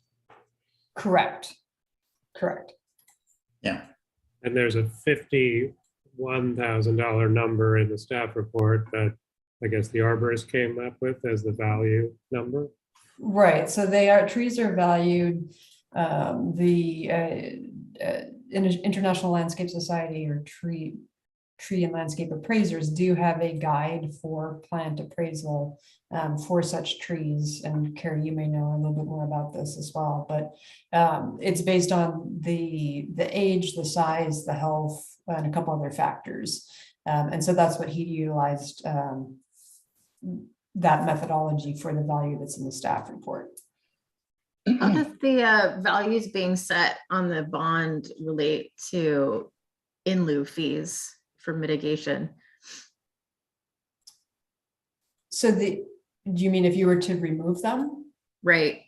Is it less than $1,500 per tree? I'm not suggesting that. Yeah, it is. Frankly, it is. Remove the trees. Absolutely. I'm just saying it's kind of a comparative value there. Correct. It's John, what's our tree removal for a heritage tree per tree? Like 150. That's only, 150. Yeah, it would be, so it's 2 trees per one removed at 75 per tree, so 150 per removal, essentially. Right, plus the application fee, whatever that was. But yeah. So it's pretty small, and that's frankly why staff encouraged them to discuss with the adjoining neighbors. But particularly to the west, where the tree to the east, the city would want to keep, and we would not want to approve any, staff wouldn't recommend a tree removal permit for the off chance that that tree get damaged, the one to the southeast. That's certainly a wonderful tree we want preserved, but the ones to the west, the board, staff would certainly recommend that the board consider removal of those, but the applicant in this case chose not to go in that direction. How long would the bond go on for? I think it was 3 years according to. So the bond actually if in the opinion of the city arborist and planning staff, no violation or damage has occurred during construction, the bond shall be returned upon final building inspection. If damage has occurred, the bond for such affected trees shall be held for 3 years and may be forfeited at the end of this period if in the opinion of the city arborist that permanent damage has occurred. Such forfeited bond money shall be used for replacement of such damaged trees or for tree related purposes within the city at the city's option. Okay, well, since these units are going to be sold, who's being held responsible in the bond? Is it the developer or the homeowners that purchase the units? The current owner, which is the folks here in this meeting. Okay. And I'm not necessarily advocating for what the arborist had placed on it, and that's why I guess why I'm mentioning there is, there's a minimum amount that you could consider. But yes, it would be a burden, but it, may also be a lesser amount for the applicant. Yeah, something else to note is I'm looking back at the arborist report, and the main trees that Ben was concerned about were the redwood and the Douglas fir. But that was when he was saying that there was a significant cut going on for paving to happen, a 2-foot cut happening there. And the current grading plan doesn't show that cut happening anymore. It sounds like the pavers are going on top of existing grade, and his last sentence says, note that they can build on top of native grade so long as it's not compacted. And that kind of goes back to my opening statement on this matter. We've done everything the city's arborist has asked of us. Yeah. To protect the trees, to mitigate any damage to the trees. And, we are the builder. We are the ones that are going to be out there every day. And we are the ones that are going to be protecting these trees, which is why we didn't want to cut them down. We think they add great value to the project. To add potentially a $250,000 bond collateral to this project is just it doesn't feel right. Anyway, that's what I wanted to say. Yeah. Thank you for that, Bob. Mike, I noticed you had your hand up a second ago. Yeah, thanks. I just wanted to relate this to the 100% performance bond and completion bonds on the public works side of things. And this is fairly routine in any subdivision to have bonds that the work gets completed in accordance with the plan specifications, etc., through completion. And I was just going to mention the same thing that has been said. I was going to re-mention that we raised the grades around that, and I think that was superseded, or that was the intent, so that there wouldn't be as much concern about that redwood back there.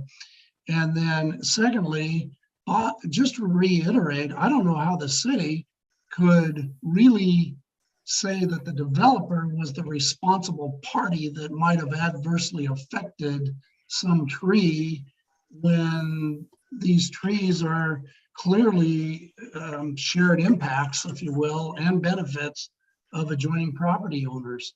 So I'm questioning the legality of that, to be honest with you. I also, as Bob said, I've been doing this a long time. I know there's more design elements around trying to protect trees, and I'm one of those advocates.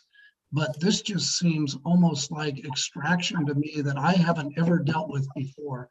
This would be a first for me as well. Thanks. All right, thank you, Mike. All right, let's bring it back to the board for discussion. What are What are board members' feelings about the tree bond?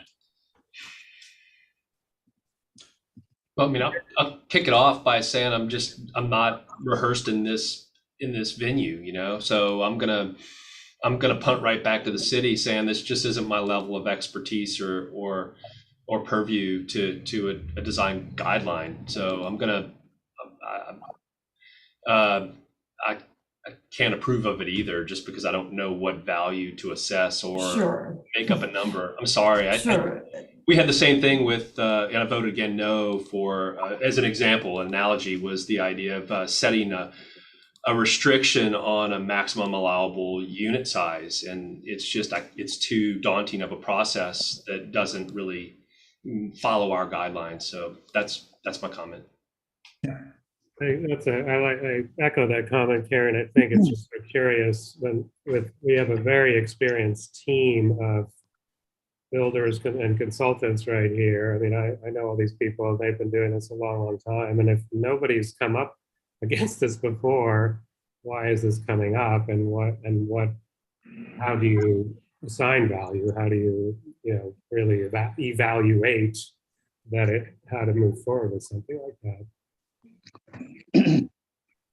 Yeah, and I can respond to that just briefly. This is actually pretty commonplace in a number of communities, not so much in Sonoma, but this has actually been in our code since long before I got here. So I don't know why it hasn't been used before as a provision. There is. So just to be clear, the 4 trees that I think the arborist was most concerned about is 773, 774, 775, and 776. I don't think he had as much with the 2 coast live oaks. So if it was for the 4 trees, the minimum amount would be $5,000 bond.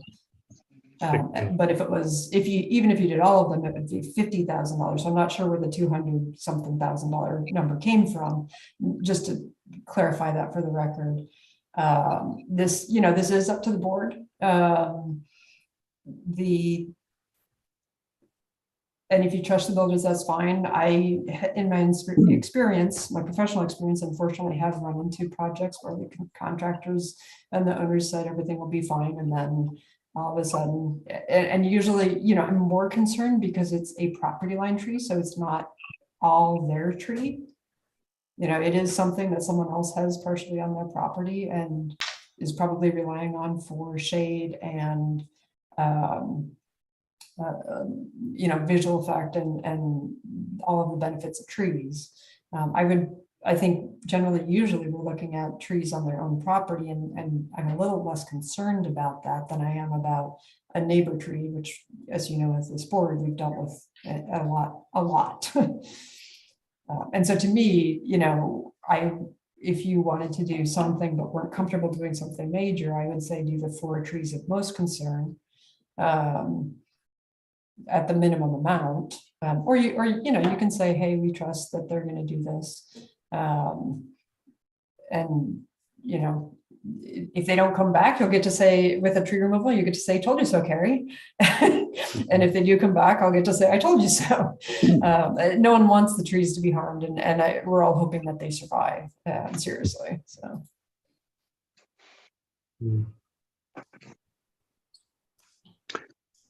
All right. Let's see. Marshall, thoughts on tree bonds? Mr. Chair, may I interject one other comment? Yeah. I'm sorry to interrupt on this one more thing to put some perspective. One of my projects in Cotati that's under construction right now has a significant oak tree right behind where the back of the sidewalk is, and or the back of the curb, I should say, and we meandered the sidewalk behind the tree, created an easement, etc. But the point is, what we did is we hand dug to determine where the roots are. Gary Balserac, the arborist and landscape architect, was there with me, with the contractor, watching them hand dig around this.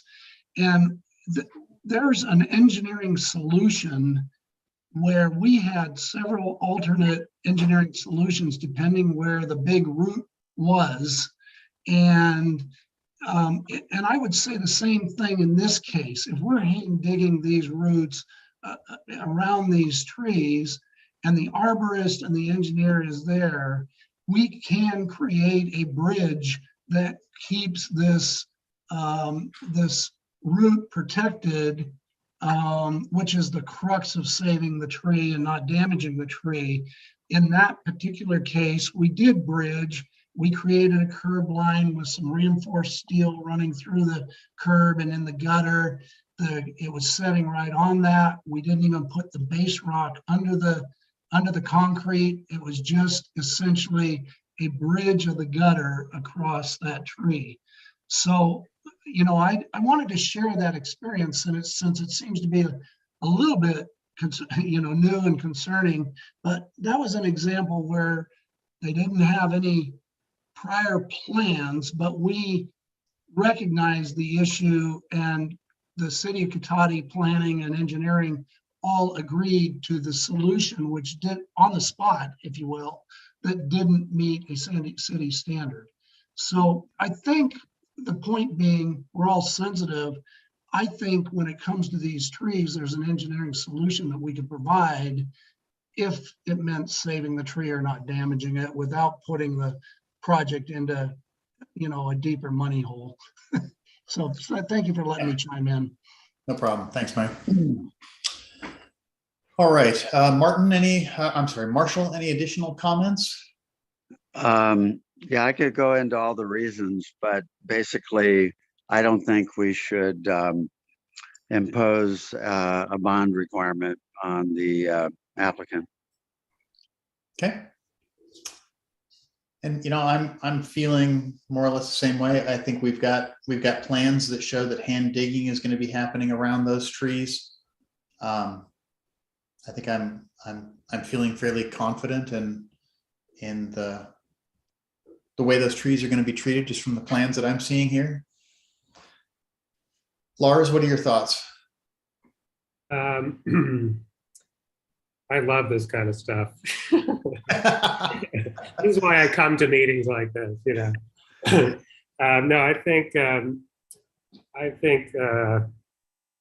me it's I don't need to impose the bond because of the level of care that has gone into the project. That everything that I see from engineering, you know, civil, landscape, architecture, everything is very well considered.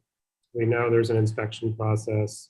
So trees die sometimes, and that would be terrible, but I don't think, given all that we should, that I would feel comfortable imposing the bond.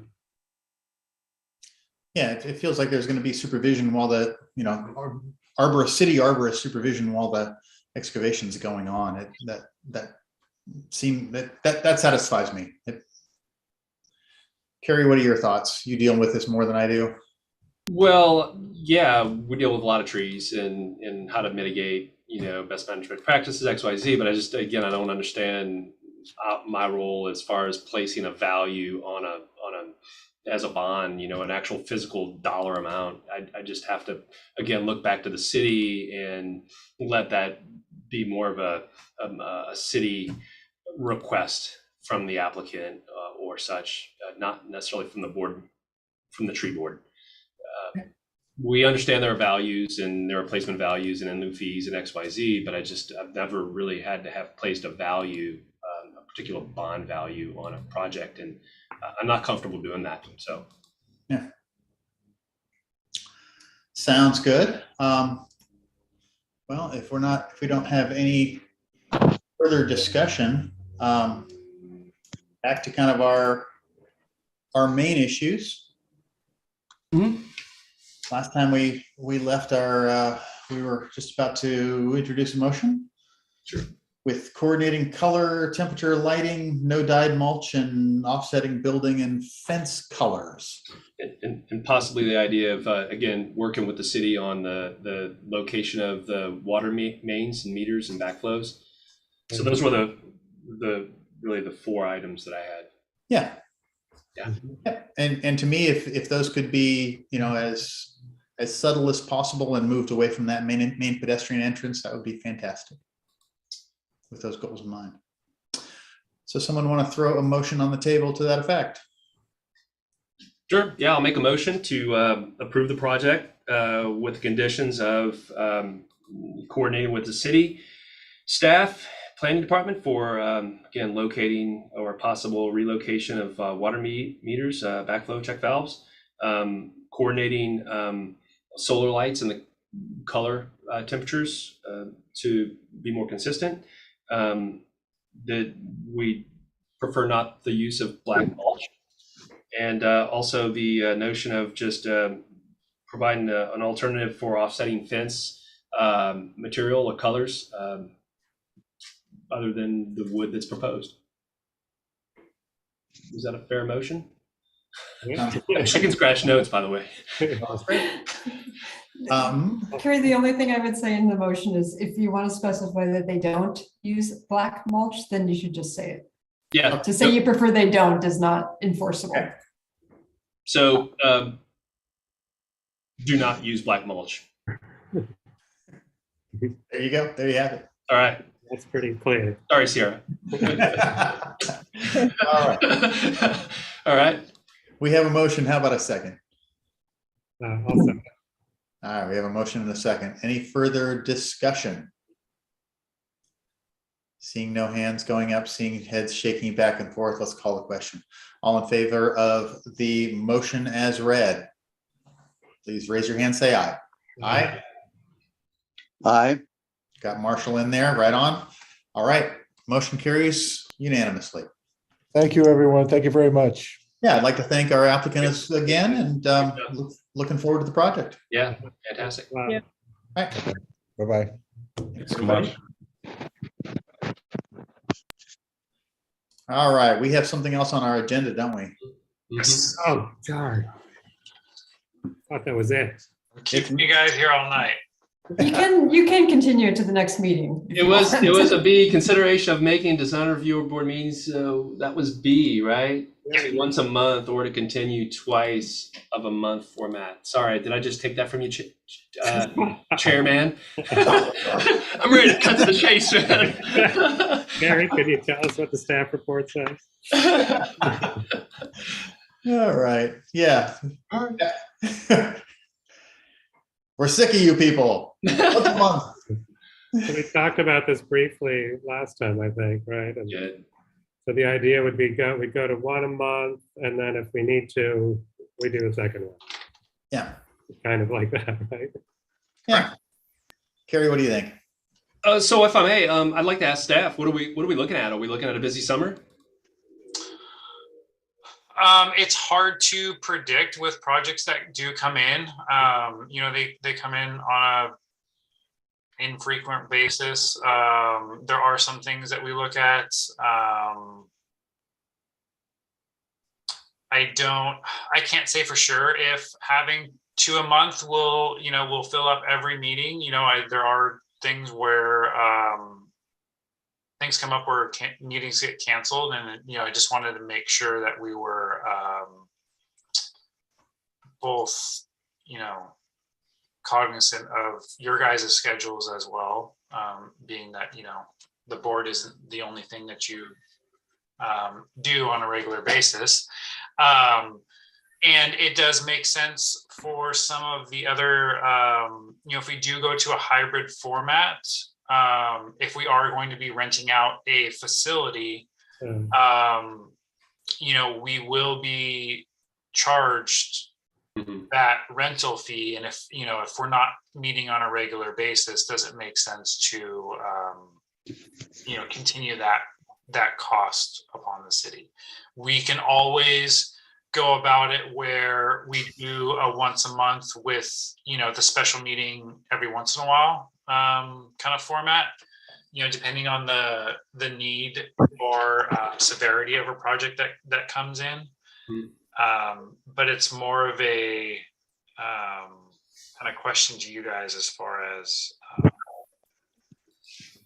meeting on a regular basis or not. So Yeah, and for me, the once a month with the occasional unplanned meeting is fine. I'm fairly flexible. My schedule doesn't go out that far that, Right.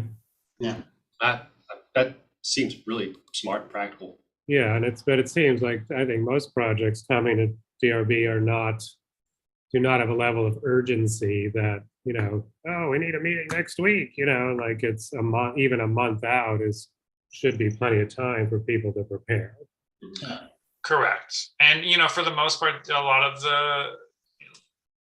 this last one, for example, it's at the tail end, and it's, they know they still have to get through it, but, having it on a once a month basis, I don't think is really gonna, it's an extra week or so that they would be waiting. It's not anything major. And, the other thing that I kind of put into consideration too for this was, especially around the holiday season, with city scheduling and holidays and whatnot, there are a lot of days where we're canceling a meeting because of a city holiday or and then also taking in consideration people's vacation times and stuff like that. Just this last winter, we had quite a few that we canceled because of scheduling reasons and whatnot. So if we have once a month, then we can't have one every, for 2 months. If there's a holiday canceling one, that could be a problem for someone. Correct. Yeah. Right. But that's where, maybe those potential one-off special meetings in between that, if we can arrange it that way, Yeah, if during some of those holiday months it gets shifted to the second Wednesday instead of the third, whatever. Yeah. I don't know that would be a problem. Wouldn't be a problem for me anyway. And I really see that the need for, the repeat meeting would probably happen a lot of times with a continuance. Sometime that we continue something to see a detail, or we want a little bit more information and the applicant's really ready to go. So they say, can we drop one in 2 weeks? And we could handle that then. It seems like those are really the only, at least that we're aware of, the sense of urgency. Correct. Yeah. And, with my short time,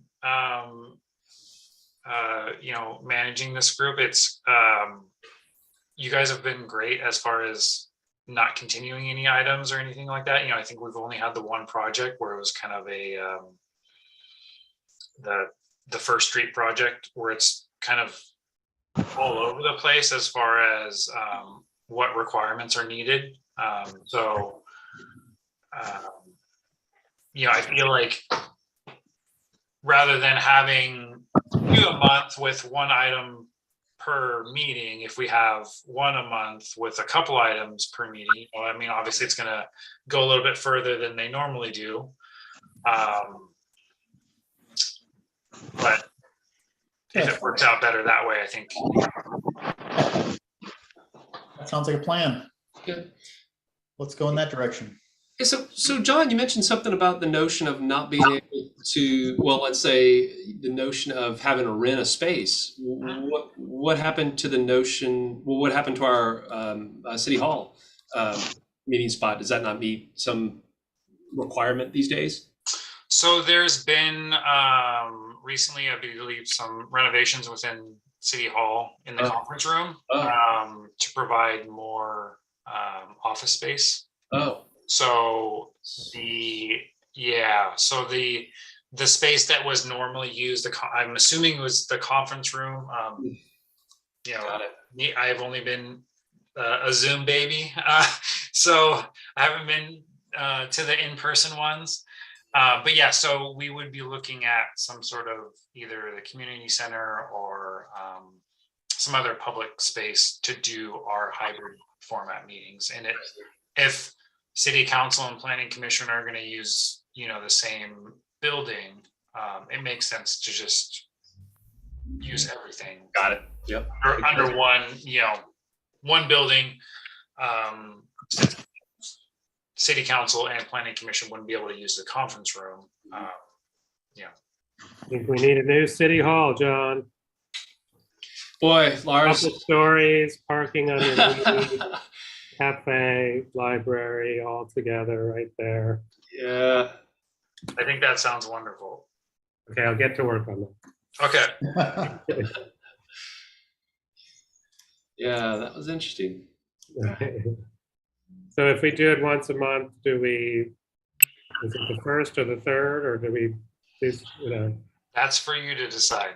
So are we physically having to make a motion on this then? Correct. Yeah. So since it is a discussion item, it would be a motion and a second vote. Oh, wow. Item B. If you want to continue it to, the next meeting, that's fine too. I know Christine isn't here. Yeah, so I was thinking. As a board member, it's I'm fine with moving that on. It's just something that, like I said, with going back to our somewhat a hybrid format, we want to make sure that we're prepared for when that change happens. And as Carrie mentioned earlier on in the meeting, sometime in the fall is kind of what we're projecting. So Yeah. I'd rather be proactive than reactive on how we're going to handle. Yeah, and I guess just kind of looking and thinking about a calendar and holidays and those sorts of things, it seems like, if it was Wednesday nights, it seems like the first or second Wednesday night are probably the best. Start getting into third and fourth, you're going to get Thanksgiving, Christmas. You get the first, you might get New Year's. So yeah. And I'm pretty sure that it would still have to stick to either the first or third current schedule, how we have it. So we wouldn't be able to move it wouldn't be the first or second Wednesday. It would be either, basically you're removing the third Wednesday of every month, or you're removing the first Wednesday of every month. Right. oh, gotcha. Okay. Yeah. So the way that the schedule lines up would be, it's still the first and third, Yeah. but we either meet on the first Wednesday or the third Wednesday. Gotcha. So I would, so it seems like we're all in favor of it. Generally, do we wait to see if Christine has a preference on the first or the third? I would prefer the first. I already have a public meeting that morning. And if I keep them on the same day, then frees up my whole month. Look at that. I don't have a preference, so. And I can fall into that category as well, but I still think it might be a good idea to have Christine part of the conversation. So I think a continuance is what I'm more leaning toward, just so that it includes her rather than excludes her. Yeah. This is a decision for her to, I think, be able to make as well. Yeah, let's do that. And Right, we someone can prep her ahead of time, so it's like a 2-minute item on the agenda. Okay. Yeah. So can I make a motion then to Please to do. have- yeah. So officially, I'll make a motion to continue the discussion for the notion of our meeting dates. Sounds good. How about a second? A second. All right, we have a motion and a second. Let's go ahead and call the question. All in favor of continuance? Aye. All right. Aye. This was perfect. After John just said we hardly ever continue anything. The really tough issues we have to. Hey, yeah. I kind of walked myself into that one. So, Yeah, boy, didn't you? Oh man. This is urgent. We need a special meeting. Yeah. We'll do a special meeting on it. So That's classic, man. Boy, there's foot and mouth right there. Boom. Classic. yeah. Quick, that was quick. All right, All right. nothing else on the agenda. That's it, guys. Thanks so All right. much. Thanks, everybody. Thank you all. Have See you in a wonderful month or night. 2 weeks. All right. Yeah. Thanks again, John. Appreciate it.